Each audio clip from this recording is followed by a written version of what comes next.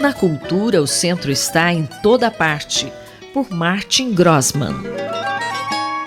Professor, diante da tragédia em curso no Rio Grande do Sul e, em particular, considerando os problemas que as cidades vêm enfrentando decorrentes de inundações e deslizamentos, o que o senhor tem a acrescentar aos comentários que vem fazendo acerca das cidades nas últimas 4 colunas? Simone e ouvintes da Rádio USP. Sem dúvida, uma catástrofe de gigantesca escala que vem afetando 446 municípios dos 497 que constituem o mapa político-administrativo do estado do Rio Grande do Sul. Uma calamidade nunca antes registrada. A tristeza nos assola a todos. Verdade, nas últimas 4 colunas o nosso foco vem sendo as cidades. Assim, mais do que apropriado tratar desse cenário de tragédias que assolam o nosso pequeno planeta e, em particular, quando se trata das cidades que, no Brasil, abrigam 61% de nossa população. Essas tragédias vêm sendo antecipadas, previstas, não só pelos cientistas, técnicos e especialistas em campos do conhecimento distintos, como também pela produção em arte e cultura, com destaque aos alertas emitidos pelos povos originários. Interessante mencionar, antes de mais nada, que na última revista da FAPESP há um artigo que trata de mudanças climáticas e que inicia-se com a menção a um filme norte-americano lançado em 2004, O Dia Depois de Amanhã, que retrata de forma hollywoodiana, obviamente, os efeitos climáticos catastróficos causados em grande parte pela interrupção da circulação de correntezas do Oceano Atlântico Norte, iniciando uma mudança climática que leva o planeta a enfrentar uma nova era glacial.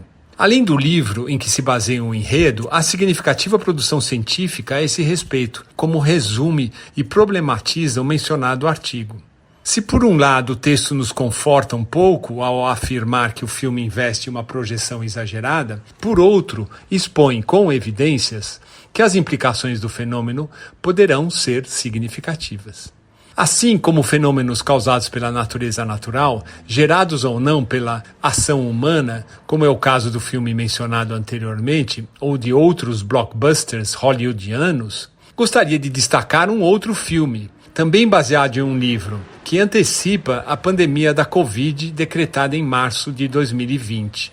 Trata-se de Ensaio sobre a Cegueira do cineasta brasileiro Fernando Meirelles, lançado em 2008, que está baseado no livro com o mesmo título de José Saramago, publicado em 1995. Ambientado em uma cidade fictícia, Meirelles rodou cenas nos Estados Unidos, em Toronto, no Canadá, em Montevidéu, no Uruguai e também em São Paulo. A capital paulista serviu de cenário para um momento da trama onde a epidemia de cegueira branca bloqueou a visão de toda a população, transformando o mundo em um lugar tomado pelo caos. Ou seja, vivemos sim em um mundo distópico. Professor, interessante esse caso do livro do Saramago prever metafórica e antecipadamente um mundo transformado por uma epidemia. Como entender essas previsões provenientes do campo da arte? Pois bem, Simone, acho que para tanto vou indicar aqui as reflexões de nosso catedrático Néstor Garcia Canclini.